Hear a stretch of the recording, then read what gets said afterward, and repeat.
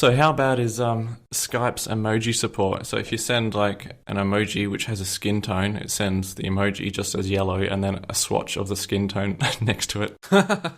Is that what you guys saw? No, I saw the actual skin tone emoji. Really? Yeah. Although I didn't look at it on mobile. I saw it on my desktop.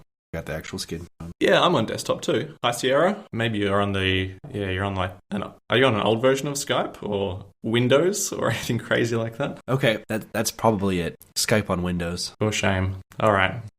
I'll edit that part out. I was wondering, since you're both Davids, should I call you by your last names if I want to refer to either of you? Yeah, it doesn't bother me. I don't know if it will you, but... Yeah, it doesn't necessarily bother me. I occasionally go by my middle name if you want to call me Dean instead. Dean, all right. Sure. So, Dean, you bought a HomePod then? I ordered one, yeah. I'm super disappointed that I have to wait 2 weeks for it to get here. Yeah, that time will seem like nothing though once it's arrived, right? Yeah, well, you'll get yours a whole day ahead of mine, so... That's right. I'll make sure I put some pictures in the group chat. Make sure you're ultra jealous or excited. All right, yeah, you can tweet it out since we found each other on Twitter now. Yeah. How did you find me? I think it was a recommended follow because you're in my contacts. Yeah, okay. Are you on Twitter, David? Yeah. Sparks the Dave. I am Twitter verified. Don't be alarmed. Oh, really? Yeah. Wow, how did you get that? So I used to be in a band, toured the country from 2010 to 2012 or 13. Played Warped Tour in 2010. Yeah, I played bass. I've played shows to like 3 kids to like 3,000 people and everywhere in between. We're signed to Fearless Records. So, yeah, woke up one day with a blue check mark. I have no idea how I got there. We have a celebrity on our podcast. Can you tell us which band you're in? Yeah. The name of the band was Sparks the Rescue. So then all of our Twitters were Sparks and then our name. Well, if we're going to brag about musical prowess, I was in a competitive music group for a while. We were top 20 in the world for a while. I think the biggest group I ever performed in was about 10,000. Oh, wow. Wow. But we were an a cappella singing group back in about 2013 was when we were really big and doing a lot of touring. Nice. But you're not Twitter verified, hey? I'm not verified. No, I didn't realize I could get verified for something like that. You probably could. Yeah, reach out to Twitter. The group's kind of died down now. It's been probably a year since we've done a show together. So what's the name of the group? So we're this is gonna sound so dorky. We're a barbershop quartet, and we were called the Brovertones. Nice. Yeah. So good. That's awesome. What a small world. Yeah, so what famous singing group are you in, James? I picked up drums for 6 months when I was 12. Oh, really? That's pretty much all I can... Like you physically picked them up, or you actually played them? I actually took lessons. Nice. Yeah, I did a couple of years of vocal lessons as well, but it never went anywhere because I was never that good. But I didn't really expect it to either. It was more for my own fun. Right. Nice, that's awesome. We'll have to pick Christian's brain next time he's on then. Yeah, I'm sure he's a musician as well. Or he's off the show. Oh. Not that I'm calling myself a musician, but I do feel like I can at least kind of pick the difference in sound quality between a cheap set of speakers and a decent set. So I'm pretty hopeful that the HomePod isn't going to sound like a Yui Boom or, $100 pair of speakers. Got my fingers crossed. All the early reviews I've seen have been very high praise, so hoping that's true. Yeah, especially since they're marketing it as like a high-end speaker with Siri built in. One would hope it would actually live up to that claim. So seems to be outperforming Sonos in most of the reviews I've seen so far, which is promising. Well, it's outperforming the Sonos One, but Sonos has got some pretty expensive speakers as well. So I'm not sure it could compare against... Right. What's their series? The range? Like the Play 7, Play 5? Is that how they name them? Yeah, 5 and 7, I believe is. Yeah. I think the comparisons might have been against the Play 1, though, which is... I don't know. I shouldn't really be talking about Sonos because I don't know much about it, really. Yeah, I'm not a big Sonos fan either, so... Yeah, me either. I'll tell you what I can compare it to, though, is I'm sure it's going to have better speakers than my 2016 MacBook Pro, which is... I think it's possibly the best set of speakers I've got in the house at the moment. I have played with heaps of speakers over the years, like back to like speakers with a 30-pin dock in the top, or I had like a pretty decent Philips AirPlay speaker once, which was pretty good, but I sold it because it was a little bit boomy. I had a couple of Bluetooth speakers. None of them are really amazing. I think the best one I had was a UE Boom. It's like a $150 speaker. Super convenient because it's got a battery built in. It's portable. It lasts forever. But I think it's got 2, maybe 3 tiny little speakers in it. So nothing like the Sub or the 7 tweeters in the HomePod. Did you by chance have an iPod Hi-Fi? No, I didn't. I'm not sure they're even in Australia, really. Oh, really? Yeah, they weren't really around much in the US either. They kind of got shown off, and I think they were discontinued, a year later. I'd be interested in picking one up just to compare Apple's last speaker to their current one. Yeah, that'd be really interesting to see how the audio quality's changed. I mean, speakers, not much has changed in terms of the actual cones or anything in I don't know how long. But if you bought like a really decent set of speakers 20 years ago, they're still going to sound pretty damn good today. Right. Yep. Yeah, most of the advancements would be in the amps and things like that. So if you have something with a built-in amp, then upgrading every few years, you could hear a noticeable difference. The comparison I'm most interested in is actually the voice assistant, because I've got a Google Home Mini and the speaker's junk because it's a tiny little thing, but that's cool because it's really just for setting timers and answering questions in the kitchen. But the voice assistant in that is just amazing. You can basically ask it any question. If you picture doing a web search, and like if you ask Google a question, it's got the little blurb at the top that answers the question. Well, the Google Home will just read that out to you. So I can basically ask it almost anything. And then all the usual stuff like converting Fahrenheit to Celsius in the kitchen, checking the weather, getting the news and all that. So I'm really keen to see what the HomePod will bring there. Yeah, I've used Alexa for the last couple years. I've got their standard one that they released a couple years ago, and I've got one of the Echo Dot or whatever, the smaller one. The medium-sized one they have now, the standard Echo, it's got a pretty decent sound. It's just one speaker though, so I'm sure it's be nothing compared to the HomePod. But Alexa has also been a really good voice assistant compared to Siri, at least. She seems to be able to do more general web queries and give you direct answers without saying, I can't answer that, or you need to do a web search or something. Yeah, right. So Alexa can actually do similar to what Google does and read out answers to searches.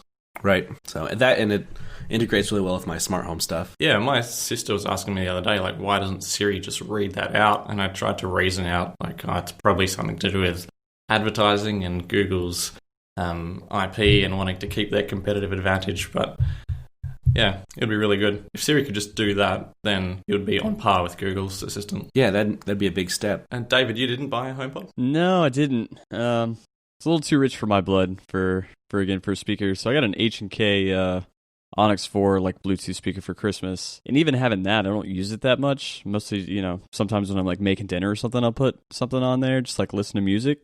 But even like no home automation or anything either, because I'm in an apartment and I don't find myself using digital assistants too much, or even Siri for that matter. I forget it's there, or maybe I just don't know the luck of having something easily accessible around like that quite yet, and have it change my life. But yeah, maybe one day I'll get it.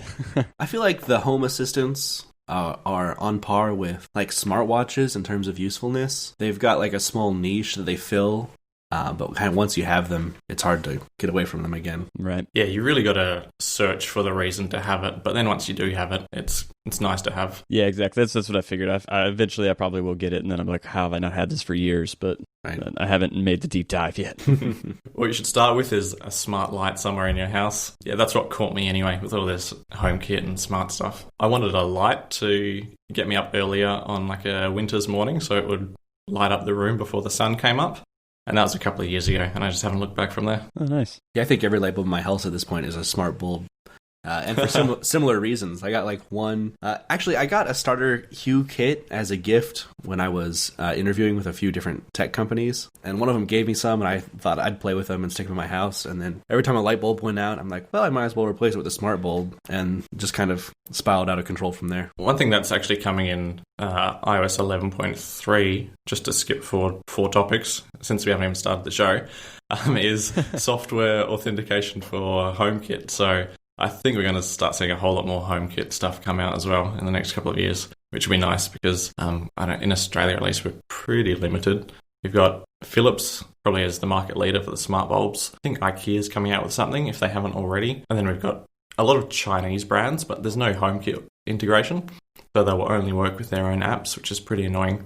Right. Because normally you can get like a smart Xiaomi bulb for $3 or $4 delivered, compared to $30 for a Hue bulb. Right. All right, yeah, we should probably start the show, seeing as it's already 15 minutes in. Is anyone excited about Mario Kart? Mario Kart Tour, actually, not just Mario Kart. Actually, I shouldn't say not just Mario Kart, because it's probably some cut-down version of Mario Kart. But Mario Kart Tour is coming out sometime between April this year and March next year, which is just a huge timescale. I can't really remember how much lead time Nintendo kind of gave to their other games. The big ones I can think of are Pokemon, although that wasn't really a Nintendo game. Super Mario Run, and then there's Pocket Camp as well, which I played for a little bit, but I'm pretty sure that's not targeted at my demographic. Yeah, something to really keep in mind at this point is Nintendo didn't announce this as like a big release to consumers. Hey, this game is coming out. They just mentioned it in what was it? An annual revenue report or something, that hey, we're working on this for shareholders, but it hasn't had a big official announcement yet. It was just something they mentioned that's in the works. So I'll be excited to see this once they make a real official announcement, not just talking to shareholders. As far as excitement for the game in general goes, if it's anything like Mario Run is to other Mario platformers, I'm not sure how much I'll enjoy it. Mario Run seemed a little watered down compared to the traditional Mario experience, and I'm worried they're going to do the same thing to Mario Kart here. Yeah, that's pretty much how I feel about it too. I mean, I played Super Mario Run, but coming from, playing the originals on an old Nintendo, and just having that. I mean, it wasn't really much to it. You couldn't even tell it when to go. It just kind of ran and you jumped, and that was it.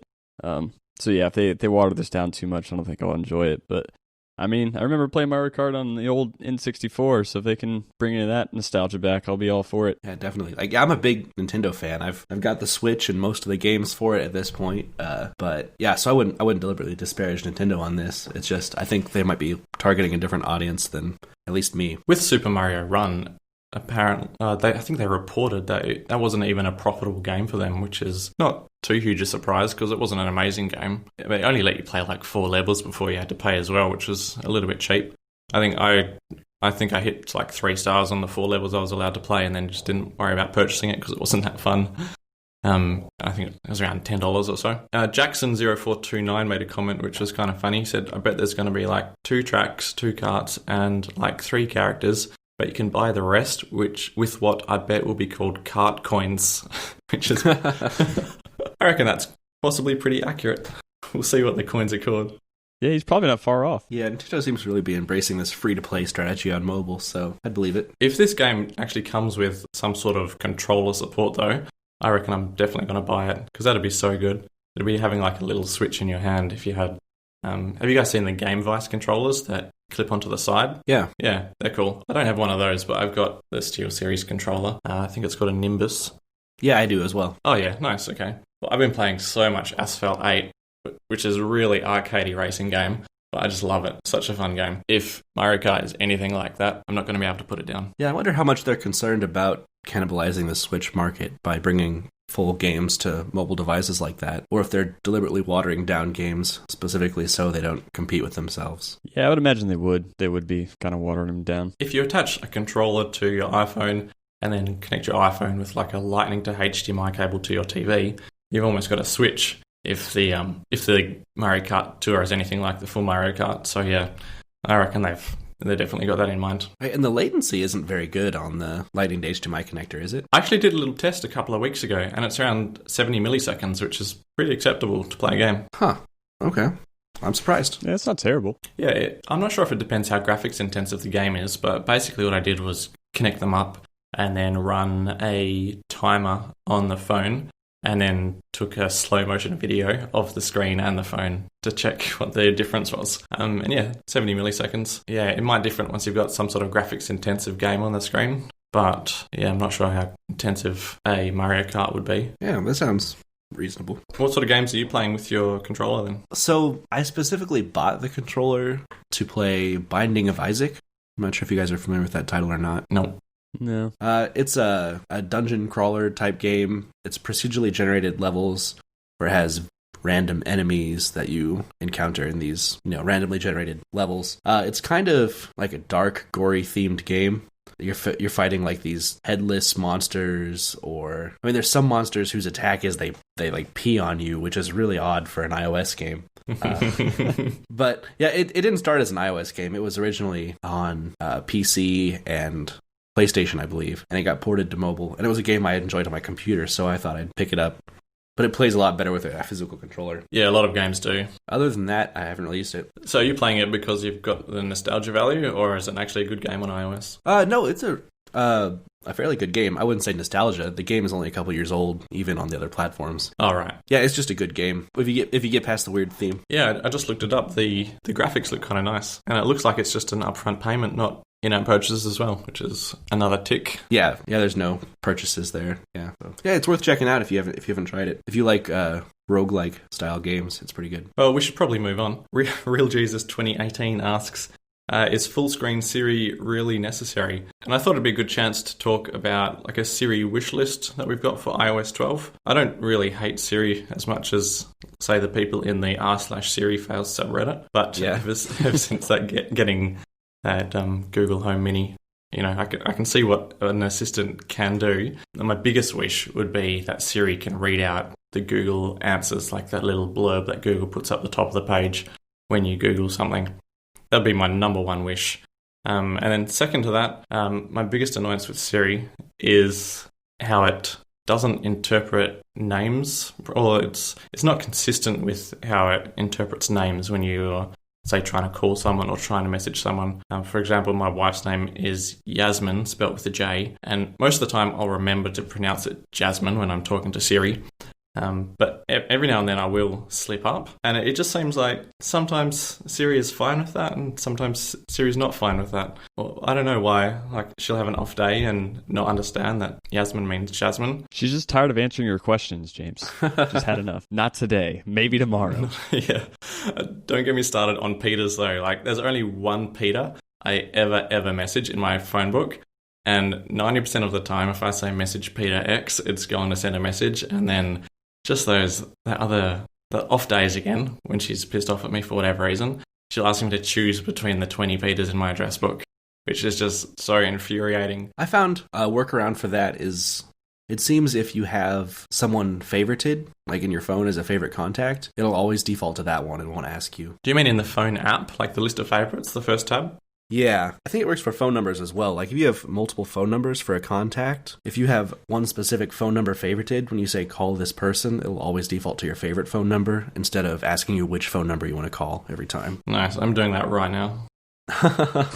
and of course it's not going to work, and I'm going to look like a fool. I'll let you know. All right. It could take a week, that's the thing. It could take a week before this fails on me next. Right. Could take a week to work as well. You just never know.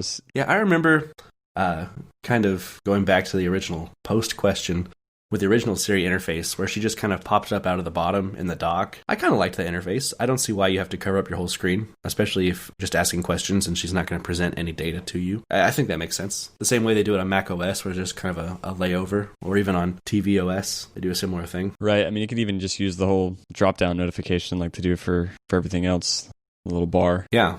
Yeah, that's true as well. Siri, at this point, kind of reminds me of the original notifications we used to get on iOS, where, I don't remember, you'd get a text message and it'd like pop up and cover your whole screen, and your only option was to ignore the text message or go into the text message app to respond to it. And you didn't have the nice little pop downs that you could dismiss or ignore or do quick responses. I kind of feel like that's the point Siri's at now. Like, she was better, but now they've made her kind of an interruption to your experience when you want to use her. And there's so much space at the bottom of the iPhone 10 where you could have a little thing now. Yeah, that's true as well. I don't know. We'll see. People have been complaining about Siri being full screen for, it seems like maybe 5 years now. Has it been that long? Yeah, ever since iOS 7. No, it was iOS 6 that had the Siri in a little box on the iPad at least.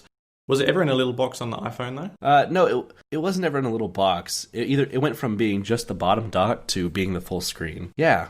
And it was just a little box originally on the iPad. I forgot about that. Yeah, I think it might have been the switch to iOS 7 that they switched Siri to full screen. The same time they switched multitasking out of being these icons under the dock to actually being full previews of your windows. Yeah, I mean, I guess you can kind of understand the thinking behind it, just because of, they're like, oh, sweet, we have Siri can now give you all this information, so let's go ahead and just pull up the whole page because we're going to expect you to ask it crazy things. And so here's a full page of text and web page previews and, all that fun stuff. No, but generally when I use Siri, I'm just asking her to turn the lights on and off, or asking her to call someone. And for things like that, she really doesn't have to pop up at all. If there was just like a tone that's like, hey, I'm listening, I think that'd be great. And while they're at it, making Siri not full screen, why don't they make the phone app not full screen as well? That'd be nice. In what way, the phone app not full screen? You mean like when you're on a call? Sorry, yeah. When a call comes in, it takes over your whole screen. Oh, I see what and you're saying. You're kind of stuck at that point, because if you want to get rid of it, your options are to send it to voicemail so the other person knows that you've rejected their call. So Right. Otherwise you just have to wait it out. And so you're waiting out while this whole thing's taking up your screen, and you're halfway through an Asphalt 8 track, and then you get back and it's crashed or whatever. Yeah, so just a little pop-up at the top would be nice. Yeah, that would be really nice if it popped in like a text message or something. Not something I've ever specifically thought about, but now that you mention it, they really should implement something like that. Yeah, at least that. Just the option. Like if you go into Notification Center at the moment, you can choose all sorts of options from. I think you can actually choose that original. What do you call it? Like a dialogue box in the middle of the screen. You still have that option if you want for text messages, that it can pop up in the middle of the screen and stop you from what you're doing every time a text comes in. So if you could just set the phone to do, or maybe not that, but the pop down from the top, that'd be nice. Especially now, I'm not sure if this is the case in Australia. I don't even know if this is the case for you specifically, David, but I seem in the last few years to be getting more and more like spam callers. And so the amount of times a phone call interrupts my experience, and a lot of those callers, if you shoot them straight to voicemail, they're just robocalls. So they then confirm that's a valid number because you interacted with the call, and then you're on another list or something like that. An easy way to ignore or dismiss those without necessarily accepting or declining the calls would be great. Yeah, I mean, I get tons of spam calls. I think my block list on my iPhone has like 20 numbers in it just from getting spam calls all the time. Actually, the funny story, I think it was like on Thursday or Friday, I actually got one of those fun, hey, we're Microsoft and there's something wrong with your computer, while I was at work. So I had some fun with them for about 20 minutes, stringing them along, and then gave them a piece of my mind and hung up. So that was a lot of fun. I actually use an app called Truecaller to filter out a lot of my spam calls. And what it does is it has like a database of known fraudulent phone numbers, and it assigns them all to one contact that's just says like spam, and it has a big red X as the profile picture. So when those pop up, I know it's a spam caller. And I added those to my block list, which was a terrible mistake, because now every time I try to load up my blocked numbers list, my whole phone freezes up for like 10 seconds because there's hundreds of numbers in there. Oh, wow. That seems to have helped a bit. This problem's definitely not local to the US, because I would get probably a call every single day from a junk number. Yeah, if I had the option of just only accepting phone calls that came from someone in my contact list, I would turn it on in a heartbeat. Oh, yeah. Yeah, that'd be great. But Truecaller, I'll have to look and see if it's either got an Australian equivalent or it also has Australian numbers in the database, because that would be amazing. Yeah, I think it's crowdsourced, so it might be in Australia as well. Man, I just got all the app suggestions today. Yeah, man, you're full of them. On fire. I can't wait for phone numbers to be a thing of the past anyway. I want to just sign up for a data plan, and then that's all I've got. I've been trying to work out how to do it already, actually. Like, if I just had a Skype number for the odd occasions that I actually needed a phone call, and then everything else is done via like FaceTime audio, or I don't know, Messenger calling or WhatsApp calling or anything like that, that'd be great. Yeah. I don't know what phone plan pricing is over there, but over here, unlimited calls and texts are basically free compared to how much data costs. Oh, yeah. Yeah, exactly the same here. Yeah. So, I don't know. The carriers kind of have us tied down as far as that goes, because it saved me $10 a month not to have a phone number on my phone, but I'd still be paying, over $100 a month for my unlimited data. I don't think I was thinking along those lines. I was thinking of it more like you'd be able to say later this year I'm going to be spending 3 months in Germany, so I'd want to just put a German SIM card in my phone and everything would just continue exactly as it was. But that's not going to happen. Like, all sorts of stuff's going to go wrong. My iMessage isn't going to work properly because everyone's sending iMessages to my Australian phone number. The LTE and the Apple Watch isn't going to work anymore. Yeah, phone calls won't come in anymore. So it's such a hassle. And I've been trying to work out how to get around this. But yeah, no luck so far. The best I can think of is for the phone number to actually be a Skype number, and everything else, like iMessage, would go through an email address. Yeah, it's tricky. Yeah, that could work. I think we're getting close to that. Yeah, we're probably a couple of years away still. I think there were rumors a couple years ago about Apple trying to start their own phone service to kind of go around carriers. I don't think that ever went anywhere, but I would have been all on board for that. Yeah, I know Google kind of did the same thing, that Project Fi. Yeah, they kind of just rented space from existing networks, which I guess is probably what Apple would have done as well. The infrastructure cost is just ridiculous. I was surprised that Google charged per gigabyte of data used for their Project Fi. Seems like with a company as web-focused as Google, they'd understand their users want unlimited data and not to pay $10 to $15 per gigabyte. The iPad Pro is probably the closest thing to what we're talking about at the moment, because that's got the Apple SIM card in it already. So it's just like literally an option in settings to choose your telco, and then you buy a data plan right in the settings app on your iPad. No switching out SIMs or anything like that. Well, I guess it does have a service number, but you don't actually have a callable phone number. Right. Yeah, that would be great. I still to this day have yet to buy an LTE variant of an iPad, but I don't know. It'll happen. I just tend to use my hotspot on my phone if I need data on my iPad at some point. Shall we push on to the next topic, iPhone SE2? You two, I think, both said in the last show that you mainly use your phones as phones. So what do you think about an iPhone SE2? Yeah, I would be stoked about it, actually. I mean, as much as I love my iPhone 10, I miss the old, it's basically an iPhone 5 body, so the form factor of that was great. I don't have the largest hand, so even the iPhone 10 now, I find myself struggling to reach the top right corner, of course, where they put Control Center. Thank them for that. But yeah, I mean, the form factor of it's great. So I mean, if they replace the all aluminum body with the front and back glass pieces, like they did with the 4, but in a 5 body, I think it'd be a huge hit. Yeah, Apple's also been known to do these one-off cheap phone things. Like they never had like a second version of the 5C. I could see the SE going the same way, and them just not bothering to refresh that at all. Even though I don't use a phone for much more than the basic features, I still like to have I don't know, for some reason it's probably a condition, but I like to have whatever the best of the best. I could never see myself carrying one around. My hypothesis for these cheap phones that they put out every now and then is that they've just got an excess in a certain part that they need to use up. Like they've placed an order for way too many A5 system on chips or whatever, so they're like, all right, we should probably make enough phone to use up the rest of those chips, and then the iPhone 5C is born. Man, I think to this day the A5 chip had the longest run of anything Apple made. It was in the 4S,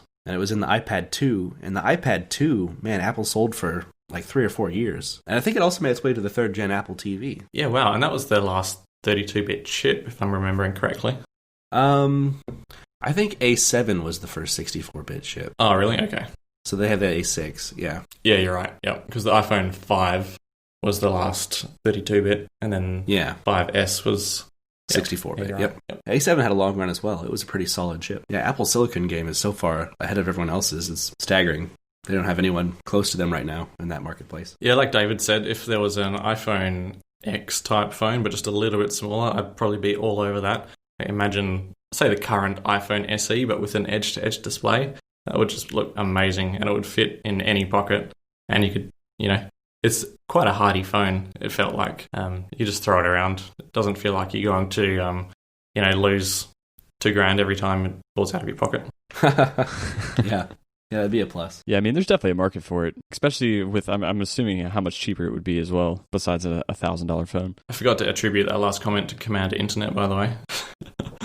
I also noted one other comment from Gloomy JD, who says, if your phone usage is 90% just messaging and music, it's as close to a perfect phone as you can get, which I totally agree with. Yeah. Yeah, even if you're doing something like gaming, an SE phone can actually be a really good choice. When the SE came out a couple years ago alongside the 6S, or a few months after the 6S, it having the same CPU and GPU but such a smaller screen meant that the SE was actually Apple's fastest performing phone because it didn't have to push as many pixels with the same chip. So as far as gaming goes, if you don't care about the resolution of your display necessarily, the SE phones are actually going to be technically the fastest. Yeah, especially if they throw a A11 in there. Can you imagine? Yeah. It'd probably have a 3-day battery life as well if you did that. Yeah. Oh, yeah. Yeah.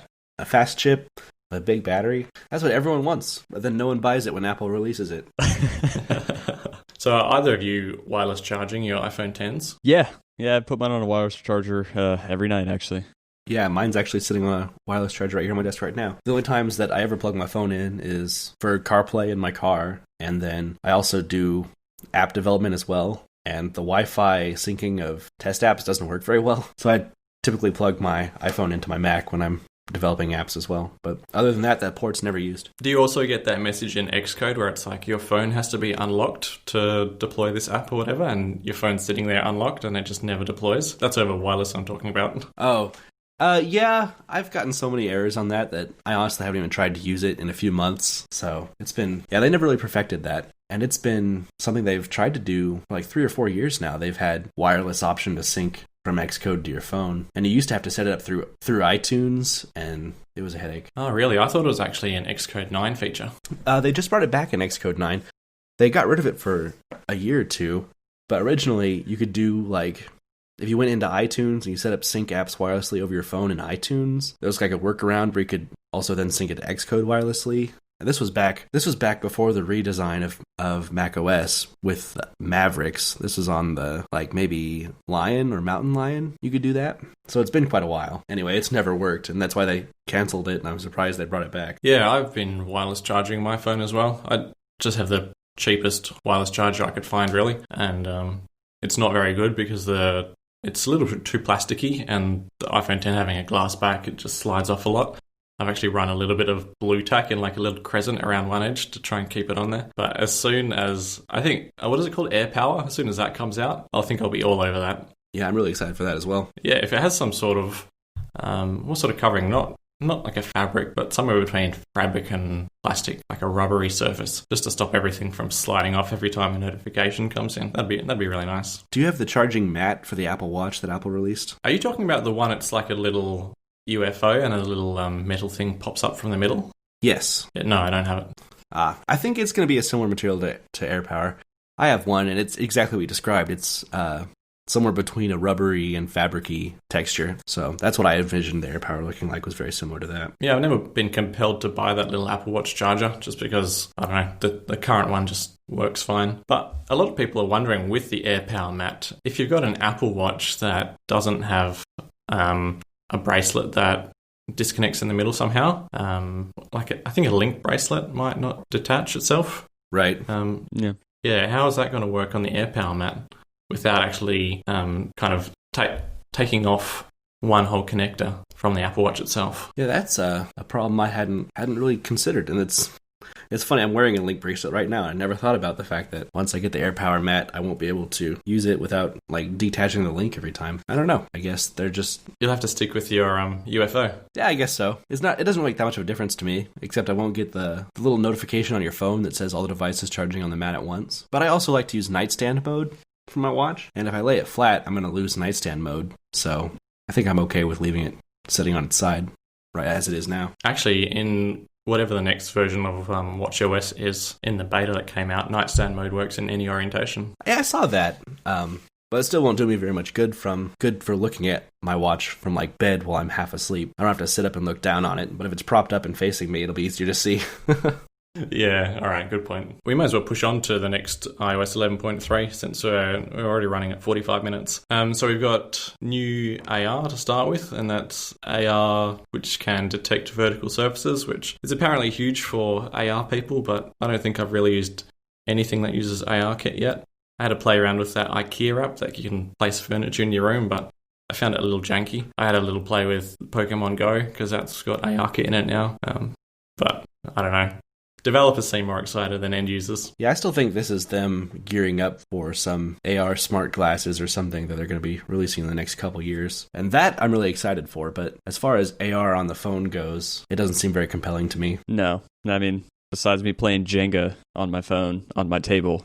Yeah, it hasn't been too much fun. Is that in multiplayer or single player? I think it was like me and an AI or something. I can't remember what it was. It wasn't even like, official Hasbro Jenga. It was, some crappy thing that was built on ARKit. I think I downloaded it, I played one game, and then I deleted it. Also got some new animojis coming: a dragon, a bear, a skull, and a lion, which, cool. I think I played with animojis the first week I got an iPhone 10, but I've maybe sent one or maybe two since then. That's the only reason I bought an iPhone 10. Oh. That was it. That's all I wanted. I just wanted emojis. I didn't care about anything else. And how often do you use it? Never. Yeah, I think I've sent like one or two to my significant other, and that was about it. Yeah, I'm in the exact same boat. I don't even think I've looked at all the currently existing Animojis. So what they need to do, have you guys seen the new Animoji commercials they come out recently with like the lip syncing to popular songs? Yeah. Yeah, they're so good. They need to give users a way to create content like that where you can actually edit Animojis, or I don't know, if maybe you could use them in the Clips app. Have you guys seen the Clips app? Yeah. Yeah, something like that would be a better implementation than just being able to send like 30-second text messages or something. Yeah, so currently to make an Animoji karaoke, you have to do a screen recording with the microphone on and play the music from an external source. Right. And then after you've done that, you've got to crop the screen recording so it crops out the Messages app. It's just a massive hassle. I know there are side-loading apps. What's it called? Animoji Studio, I think it's called. You can side-load, which does exactly what you said. It even integrates with Spotify Premium. It's on GitHub if you want it. I'll have to look into it. Sounds pretty cool. Yeah. Animoji Studio by Rambo, but I would not be surprised at all if Apple came out with something official, maybe in iOS 12. Yeah. Well, did you guys hear about their recent announcement that they're going to not really add too many new features to iOS 12 and mostly focus on bug fixes? Yeah, I did see that, which is definitely needed. Didn't they say that about High Sierra too, though? That's what High Sierra was supposed to be, yeah. Well, that and the whole AFPS thing, I think, probably spent most of their time. Really, I don't think they could have done much else when you're completely redoing your file system format. And is that completely transitioned over? I remember when the betas of High Sierra were out, the new file system was available on basically all Macs, and then halfway through the beta, they said, no, it's only going to be available on things that are 100% solid state. So my Fusion Drive iMac at the time had to be downgraded, which you can't just directly downgrade. You had to wipe the Mac and reinstall the operating system because the file system wasn't supported anymore. Did they ever get that to work on hard drives, or they just decided it's only going to work on SSDs? So I've tried to do it with hard drives, just from like re-imaging, like giving away laptops at my work, and it fails on me every time. I don't really know if they even plan on doing it. I have a feeling they're still going to support HFS with further versions, because most of the functionality of AFPS is still, it helps out SSDs. Most of the advantages are built around solid states. So I don't even know if there's a compelling reason to switch them over. Yeah, as far as I know, there's no Fusion APFS support still. Interesting. There's not a lot of direct features by adding APFS to a hard drive, but just for like consistency across Apple devices, it would be nice. Oh well, they just need to force everyone to get new Macs with all solid state storage. I mean, but really though, if you haven't used a Mac or really any computer with a solid state in it yet, and you're just missing out. It's night and day. Yeah, it's so incredibly different. I've got, my main computer's MacBook Pro, but then I've got an old iMac 2011, which is like I guess like a media server / TV also. And every time I go back to that, it's not old because I've actually upgraded the drive to a big 2TB drive pretty recently. So it's not like it's got an old drive in there, but it is still just, it's chronic to use. It's painful. So even compared to up until a few months ago, my daily drivers were a 2013 MacBook Pro and a 2015 iMac with a Fusion drive. And I recently traded both those in for the 2017 MacBook Pro to replace both of them. And even compared to a Fusion drive, the Fusion drives even feel slow compared to SSDs. Back to 11.3 for a sec. Party Booby Trap comments that now people can have their phones shut off instead of keep working a little slower. Yeah, this is back to what we talked about, I think, the last episode of what's really better, your phone being slower or just shutting off on you randomly. And I'm still kind of in the boat of slower is better, but... Slower is clearly better. You've got to be insane to choose a random shut off. I don't know, man. This might just be a step to kind of mitigate some of these lawsuits that have been popping up recently. Yeah, it's 100% that. Yeah. Which I think are pretty frivolous, and Apple, for the most case, I think Apple could win them. I could see some countries giving them a hard time. I think France specifically has some pretty strict laws on deliberately slowing down devices, so I could definitely see them getting fined, like over there. And coming in 11.3 is also a new feature which actually shows you your battery health. So not just a choice between crash and slow, but it'll show you what stage your battery's at. I haven't actually seen it because I'm not really part of the beta 1 cycle. That's for insane people as well. Yeah. But it'll tell you if your battery needs to be surfaced or not. Well, I don't think it actually made it into beta 1, all those battery analytics. But yeah, it's definitely something I'm looking forward to more than the option to make my phone crash randomly. Because battery health isn't something I've ever considered too strongly because of how often I replace my devices. But it'd be good to know how much your battery gets worn down over the course of a year, or maybe even if it had suggestions like, hey, your battery's still over 50%. Probably don't bother charging it yet. Could help people extend the lives of their phones. Yeah, maybe use the Tips app. Yeah. Did you see that post someone put up? It's not in the show notes, but the Tips app suggested see ways to delete unused apps on your phone. I think it might be top at the moment. I think the comment was... It's like, just ironic. kill me now. Yeah. Just put me out of my misery, please. I'm telling you how to do it. We should probably just rush through the last few features as well, because we're only running an hour. But we're getting health records in the health app, so this will probably be used by one or two health providers in maybe the US and then no one else. But I think it's like a centralized health records feature. So when you visit a hospital, they fill in, the details of your appointment in their system, and then you can actually go home and have a look at it in the health app, which is really cool and really nice. But I just don't see hospitals, who are typically like a decade behind technology, getting behind this anytime soon. Right. And I actually have a background in the health industry. I've worked for small practices and also large hospitals for the last 10 years or so. And is there anything you haven't done? Yeah, I'm kind of a jack of all trades. Barbershop quartet. Gosh, man. But this isn't a new promise that people are making. Every health record company, for as long as I can remember, have made promises about how their platform is going to be the one that unifies all practices and lets you see all your data online from home. And it just never comes to fruition because every company has their own preference of which health record system they want to use, or it's just too expensive to upgrade their current infrastructure. So I don't see any company ever really leading the charge and unifying your data, at least not anytime soon. But if one could do it, it would be Apple. Yeah, I put too much faith in them sometimes, but maybe. So I have seen a lot of companies, particularly ones trying to take advantage of the elderly, say, we'll aggregate your health information for you for a few $100s. And then all they do is call your doctor and your hospital and get the information that you could get for free. But then they put it all in one place and say, here you go. So if Apple could do something like that and not charge an arm and a leg for it, that would be a better way to go about it in my mind. The thing is that if everyone did get behind this, you're still leaving out all the Android users. So, it's a huge downside unless HealthKit comes to Android as well, right? Are Android users really people? Like, do we need to support Shots them? Fired. Does their health matter? I mean, thank God this is targeted at Apple users exclusively. Well, if it wasn't before, it definitely is now. They did bring Apple Music to Android, and that's arguably less important than health data. So if they did get off the ground and have this big success in the health market, I could see them bringing that to Android. All right, so we've also got music videos coming to Apple Music, and I think Apple took a little jab at YouTube, saying that users can stream all the music videos they want without being interrupted by ads. That's kind of nice. I occasionally watch music videos, but not that often. I don't really care about that. And videos are also coming to the News app as well, which I'm probably equally as unlikely to watch. Right. Yeah, as far as music video goes, I'm not super excited about that. I use News mostly for the notifications they push. Usually have breaking news notifications, but other than that, I don't read the articles very often in there. But if they had local news or something like that, I could definitely see myself using the News app more. Yeah, I don't even have the News app on my phone, so that affects me not at all. And then, Spotify for all my music too, which has already had music videos in it. So. Oh man, you don't use Apple Music? No, I don't use Apple Music. That's the real reason you're not getting a HomePod, isn't it? Yeah, that's it. Maybe.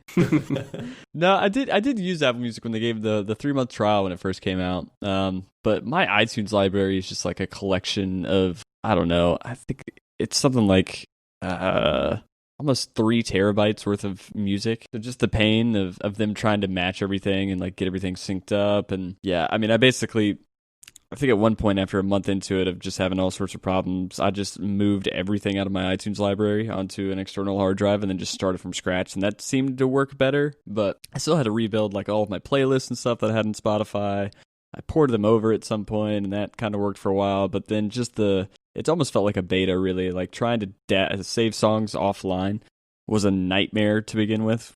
in those first 3 months, and just like adding stuff to my library and then trying to get rid of it later, and just there was just all sorts of issues that Spotify had already been through all of that in their early days, and now was on the other side of it. So yeah, Apple Music was glitchy as hell when it first came out, but it's pretty rock solid now. Yeah, it's getting a lot better. Yeah, as far as managing songs on iTunes go, I can definitely sympathize with that. There's not much barbershop music on iTunes, so if I want to listen to music similar to my interest, it's usually like CDs I have to physically buy and import, and I can't tell you the number of times iTunes Match or something has like overwritten my music with some completely unrelated song by a different artist or something. So I can definitely sympathize with. And that's more of just the headaches of iTunes that they really need to get through, more than indicative of the issues with Apple Music. Yeah, I had so many headaches as well moving to Apple Music. In the end, what I did was, instead of trying to match all the ripped CDs to whatever's on Apple Music, I just wrote down a list of everything that was in iTunes and then deleted everything and then re-added everything from Apple Music instead. And even that didn't work perfectly, because sometimes I just end up with a random live track in the middle of a studio album. And that was actually when I added it from the Apple Music library. I wasn't trying to match anything or upload anything. It was crazy. But I think that was probably back in the early days as well, so it's settled down now. And the other benefit of that is that now the artists get like a fraction of a cent every time I play their song, as well as the royalties from the CD I bought back in the day. Oh yeah, I get a fifth of a penny every time my song gets played. So are you on Apple Music or Spotify? Yeah. Oh wow. Yep, we're on both. Is this it? Oh god. Yeah, that's it. Wow, yep. All right, that'll be the first song I play on my HomePod. All right, there you go. Hey, well, you Perfect, gotta, man. Yeah. If you're gonna, give you that money. If you're gonna do that, you gotta play me next then. I couldn't find you on Apple Music. Oh, we're not on Apple Music, unfortunately. How do you spell Brober? So, I mean, are you familiar with the musical concept of an overtone? No. Oh, okay. Just a matter of fact. No, I'm not. I thought about it. In the end, no. Okay, so just to like settle spelling issues here. The spelling of overtone is very self-explanatory, overtone, and then all we did was add BR to the front of that for brovertone. Just to save yourself, I'll send you a link in the chat. There's actually another Brovertones group. It's like a college group, and they send, depending on if they're doing something, they tend to pop up more than us. So, all right, put the link in there, and then I'll flip a coin whether it's one of your tracks or one of David's that gets played first on my HomePod. Apparently, a brovertone is also a rare fish found in the Great Barrier Reef. Really? Huh. That's news to me. That is Urban Dictionary, though, so... Could be made up. Is there anything else you guys want to talk about? Well, there's this last post about this new MacBook we could touch on if we want to. So this is about rumors about Apple releasing a new entry-level 13-inch MacBook to replace the MacBook Air. As far as rumor goes, is this saying they're going to take the existing MacBook design and upgrade it to a 13-inch, or is this a whole new computer they're working on here? What I imagine is that there's going to be another larger laptop to join the current 12-inch MacBook. So, I mean, 13-inch sounds too close to me, but maybe that one drops down an inch to 11, so it kind of matches what the MacBook Air was, 11 and 13. If they did that and then made it pretty cheap, put in a Retina screen, maybe one full-size USB port, maybe two, and a nice reliable keyboard, I can see that being like the new MacBook line. So you've got no MacBook Air anymore, and you've got MacBook and MacBook Pro. Nice and simple, nice and clean. That's what I read from it. I think they definitely need, it's like past time to get rid of the MacBook Air. It feels so antiquated compared to everything else in their lineup. I remember rumors when the 12-inch MacBook came out a couple years ago that Apple was working on a 14-inch model of the same design. I'd almost favor that over them making an 11-inch model of the MacBook, I think. They had 12 and 13 or 12 and 14 instead of 11 and 13. Yeah, those do sound like better sizes. I think full-size USB ports at this point is wishful thinking on your part, James. Yeah, you're lucky if you even get a headphone jack, man. Isn't that the only port that's really hanging on from the old days? For some reason, after announcing to everyone, 2 years ago that the headphone jack is dead and they're getting rid of it, they decided to leave it on all their computers. But I wouldn't want to see them put like a lightning port on your computer so you can plug your lightning headphones into your MacBook Pro or something. People are going to think you can charge with it as well then. That's true, yeah. Yeah. Yeah, we're probably a couple years away. Yeah, it might be wishful thinking. Yeah, I think Apple's pretty all in on USB-C at this stage. They just need to drop the price of the 12-inch MacBook, like by a few $100s, and then they can really easily get rid of the MacBook Air. Yeah. Yeah, it's still really expensive, isn't it? I think it's $1,200 or $1,300 starting price. Yeah, $12.99. If they get down to that $1,000 price point the MacBook Air starts at, I think that'd be ideal. I think that's what it's going to take for it to really replace the MacBook Air. I think people are going to be all over the MacBook Air until we can see like a $999 MacBook Retina. Right. And anyone who's even a little bit tech savvy knows immediately that you're getting more processing power in the MacBook Air than you are the MacBook, even though you're paying more for the MacBook. So the MacBook Air right now is cannibalizing people who just want the cheapest entry to the Mac lineup, and also people who are somewhat tech savvy but don't want a MacBook Pro are also going to lean towards the MacBook Air because it just has more power. Does MacBook Air still have that old, like, it doesn't even have a Retina display in it, does it? No, it doesn't. It looks terrible. That's right, yeah. I think it has 1440 by 900 in the 13-inch. Okay. And also it's got that huge bezel around the screen in silver, which just looks so 2013. It looks ancient. It does. Yeah. But it has an ultra-reliable keyboard, it's got old-school USB, and it's got MagSafe. So it's still very popular. Yeah, it's got a lot going for it. Oh, yeah. Yeah, I don't know. I see that going away this year. Although, I say that, the Mac Mini has been sitting on their store for years and years and hasn't seen an upgrade. So maybe the MacBook Air will go that same route and just be something that always exists on the back shelf of Apple stores. Yeah, we actually just bought 3 Mac Minis for our marketing department for them to go take around all the trade shows. But yeah, I mean, 4 gigs of RAM. I think the low end is 500 gigabyte 5400 RPM hard drive. I think we started them up and they took about 10 minutes to get going to begin with. Yeah, they only have the dual cores. Yep, they have dual cores. Like you can't even open them up anymore either. The latest ones, they don't. You can't even get into them to swap out parts or anything. So that was the best thing about them. Yeah, exactly. they got rid of that too. I'm like, you got to be kidding me. This is terrible. Yeah, those need to either go away or get upgraded as well at this point. Because at this point now, if someone buys into like their first Mac and they go towards the cheap end, they're going to have a pretty sour taste in their mouth of the Apple experience. macOS is optimized, but 4 gigabytes of RAM is really pushing it. Well, that sounds like a show. Are we going to sign out and give our Reddit names again? Yeah, sure. And Twitter too, if you want, since one of us is verified. Well, we'll all get verified as hosts of the podcast. Yeah, man, I need more followers, all right? Jeez. I'm James VDM on Reddit and Twitter. I'm Jelly Woot on both Reddit and Twitter. I am the Serial Vapist on Reddit and Sparks the Dave on Twitter. I did tweet about this, I think, like last week. I don't know. I don't think anybody really cared. Granted, most of my followers are, again, fans of music, and so when I tweet out like song lyrics or, something like that, then that seems to get some response. But as soon as I start talking about technology, I think I lose followers. How many followers do you have out of interest? 6,000 something, I think. Wow. Nice. Yeah, so it's still not that crazy, I'm not sitting here with a couple million or anything. Most of the other guys, the singer and the guitarist, I think they have around 30,000, 50,000. So what's wrong with you, David? I'm a bassist. Say no more. Exactly. That's all I need to say. I mean, I'm worse. I'm lower than the drummer on the totem pole of instruments here. So, well, I don't want you to ruin your Twitter follower numbers for the show. So don't worry about tweeting out if you don't want to. Oh, I will. I have no problem. Okay. No problem at all. All right, that's good. I'll talk to you guys in 2 weeks after 2 of us have heard HomePods. Sounds good. Yeah, let me know how that goes. Talk to you guys then. Have a good one, guys. Bye. See ya.